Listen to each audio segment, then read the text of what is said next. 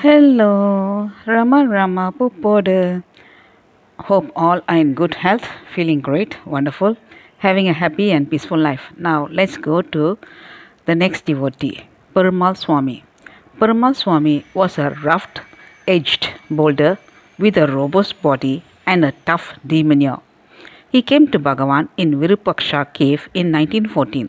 He was well known in Tiruvannamalai town and had many wealthy friends. Perumal Swami could have lived very affluently even as a sadhu because his friends would have looked after him very well. The first meeting with Bhagavan left him awestruck.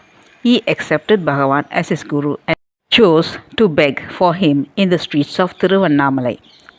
He prevented many untoward things from happening to Bhagavan.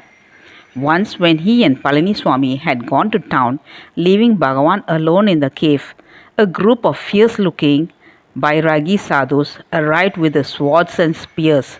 They said, "We are from the Podigai hills, the kingdom of the Siddhas.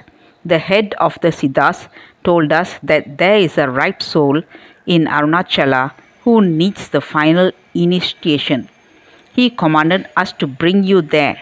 Whether you accept it or not, we are going to physically remove you to the Podigai hills." Bhagavan sat silently, unmoved. Some of the shepherd boys heard the commotion and rushed to report to Perumal Swami. He ran back to Virupaksha cave and in one look sized up the situation. He told the Bairagis, "I come from a nearby village. Last night I had a dream in which the chief Chitar of Podigai Hills appeared and said, 'My disciples will be coming to Virupaksha cave tomorrow. Go there and ready a cauldron of oil.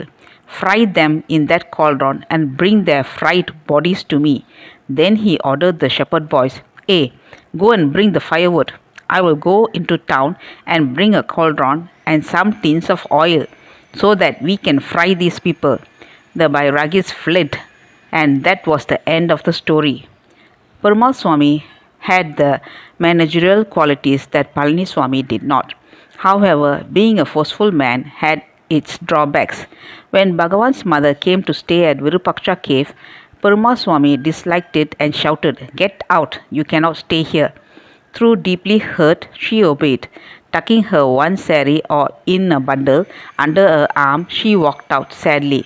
Bhagavan, who was seated outside, got up, took the bundle from her with tender affection and said, "Come, let us go away from where we are not needed." Perumal Swami fell at Bhagavan's feet and requested them to stay. When Bhagavan went to Kanda ashramam, Perumal Swami also went along. Among Bhagavan's attendants, there was one Yalpani from Sri Lanka. Sri Lanka was also known as Yalpanam, and so he was called Yalpani. He was a scrupulously clean person. He could sweep Skanda ashram daily and keep everything spick and span. His reputation was equally spotless. Whenever Bhagavan returned to the Kanda ashram and leaves were scattered about, he would ask, "Is Yalpani not here?" Once, Yalpani spread a paste of cow dung on the rough, soft earth of Skanda ashram to make the ground smoother and harder. When Perumal Swami, who was like the manager of Kanda ashram, came and saw it still wet and slippery, he became livid and shouted, "Yalpani, get out of Kanda ashram." Yalpani was a very sincere devotee of Bhagavan. He could not leave Bhagavan but also wanted to obey the orders of the manager. Being a clever person, he tried to find a way out. Inside Kanda ashram was a tall coconut tree that protruded outside its ground. He quickly climbed on the top of the tree and stayed there. Now he was technically out of Kanda ashram without leaving it. Everyone pleaded with him to come down, but he refused. At lunch, Bhagavan noticed that Yalpani was missing. The other devotees then related what had happened. Bhagavan got up, went to the coconut tree and gently said, "Yalpani, why not come down and share the food?" He spoke so softly that this man came down like a child and started eating his food. Another day, Bhagavan was heard saying, "I had a notebook in which I had written some verses. A person from Uttarkashi has taken it but has not returned it. It is several months now. I needed that notebook." Yalpani disappeared for many days. He went to Uttarkashi, got the notebook back from that person and presented it to Bhagavan. Bhagavan was very happy. Yalpani told the other devotees that it had taken him several days without a minute's rest to fulfill his guru's wish. That was the one pointed devotion he had for Bhagavan. There was another sadhu living in Kanda ashram called Perumal Swami. Sepoy means soldier, and he was called so because he was a retired army man. He was therefore habituated to military ethic. Very devoted to Bhagavan, he expressed his devotion by guarding Bhagavan as he felt it was his duty to be Bhagavan's bodyguard. Whenever Bhagavan was in Skanda ashramam, Sepoy Swami would come out with a long stick that was supposed to be his rifle and stand in attention next to Bhagavan. Every minute that Bhagavan was there, he would stand guard silently, not looking at anybody else, and completely immersed in meditation. One day, Perumal Swami was vexed with him and shouted, "What are you doing? Are you enacting some drama here? Get out of Kanda ashramam." This man wanted to obey but could not go away from Bhagavan. Therefore, he stood outside Kanda ashramam guarding Bhagavan from there just as he had been doing from within its walls. Some days later, he felt that Bhagavan was not being properly honored. To Sepoy Swami, his master was the sovereign monarch of the whole universe, who people were not honoring appropriately. His feeling of veneration led him to decide that Bhagavan must have horses. He went home, sold all his property, brought some horses and brought them to Kanda ashramam. As he did not know how to maintain them, the horses died one after the other in the course of time.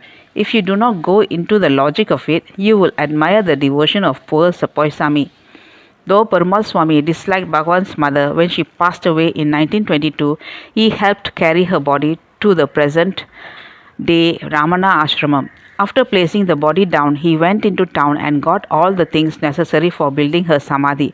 However, when Bhagavan began staying there in a simple thatched shed built over the tomb of the mother, Perumal Swami did not like it. He also intensely loathed Bhagavan's younger brother, Nirajananda Swami, Chinna Swami. When the management of Ramana Ashram was handed over to Chinna Swami, he stoutly opposed it. He went to court, filed a suit against Bhagavan and tried to drag him to court.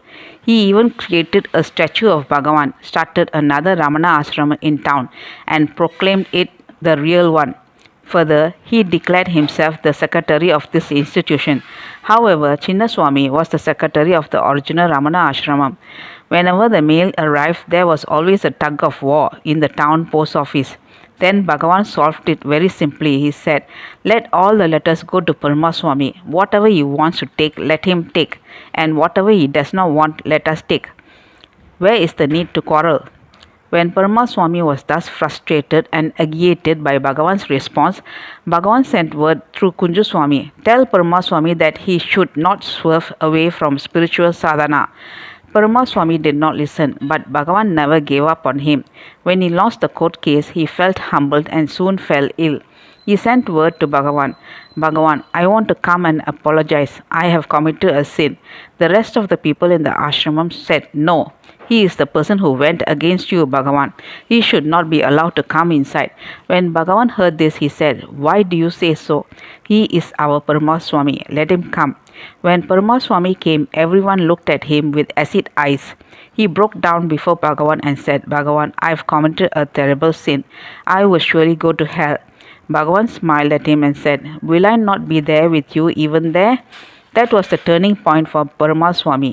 He chose a small cave near Sheshadri Swami ashram and started living there in meditation and contemplation.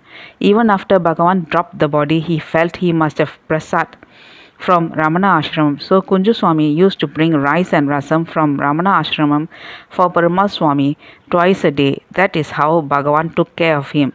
He may have been a rough-edged rock, but Bhagavan took care of him.